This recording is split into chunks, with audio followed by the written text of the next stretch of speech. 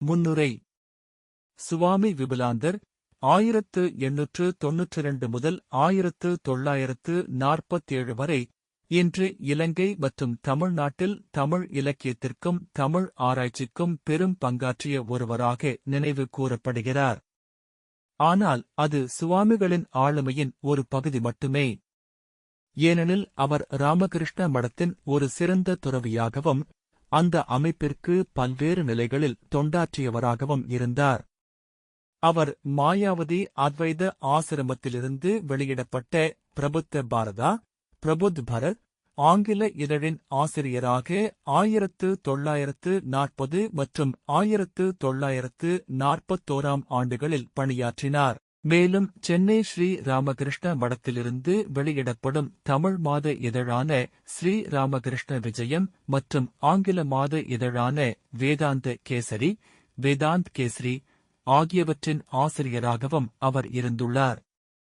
இளமை காலத்தில் மயில்வாகனன் என்று அழைக்கப்பட்ட சுவாமிகள் 1892 ஆண்டு வட இலங்கையின் காரைதீவில் ஒரு புகழ்பெற்ற தமிழ் குடும்பத்தில் பிறந்தார்.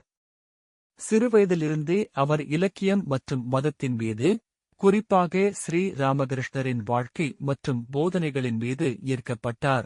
ஸ்ரீ ராமகிருஷ்ணரின் நேரடி சீடர்களான சுவாமி பிரம்மானந்தர் மற்றும் சுவாமி சிவானந்தர் போன்ற சில முக்கிய துறவிகளை சந்திக்கும் பாக்கியம் அவருக்கு கிடைத்தது.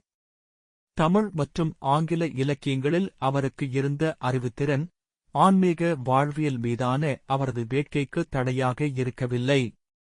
அந்த மகத்தான சென்னை ராமகிருஷ்ண மடத்தில் அவர் ராமகிருஷ்ண இயக்கத்தில் இணைவதற்கு காரணமானது. அண்ணாமலை பல்கலைக்கழகம் தனது தமிழ் துறையில் பணியாற்றுமாறு சுவாமிகளை கேட்டுக்கொண்டதும், பின்னர் சிலோன், இலங்கை பல்கலைக்கழகத்தின் தமிழ்துறை தலைவராக அவர் நியமிக்கப்பட்டதும் அவருக்கு கிடைத்த தனித்துவமான சிறப்புகளாகும்.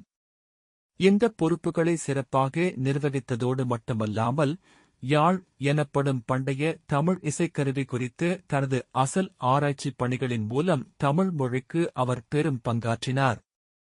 சுவாமி விபுலாந்தர் வட இலங்கையில் பாடசாலைகள் மற்றும் கல்லூரிகளை தொடங்கியதன் மூலம் மக்களின் கல்வி நலனுக்காகவும் உழைத்துள்ளார். தற்போதைய இந்த தொகுதி ராமகிருஷ்ண இயக்கத்தின் இரு இதழ்களான பிரபுத்த பாரதா மற்றும் வேதாந்த கேசரி ஆகியவற்றில் அவர் எழுதிய கட்டுரைகளின் தொகுப்பாகும்.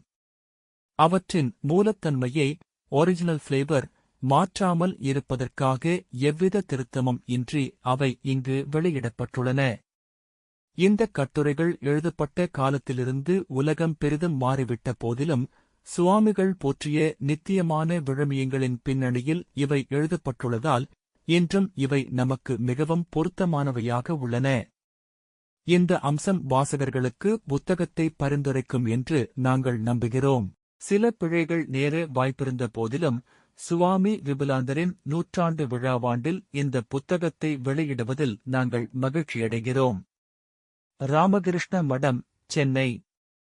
வெளியீட்டாளர் மார்ச் 18, 1992.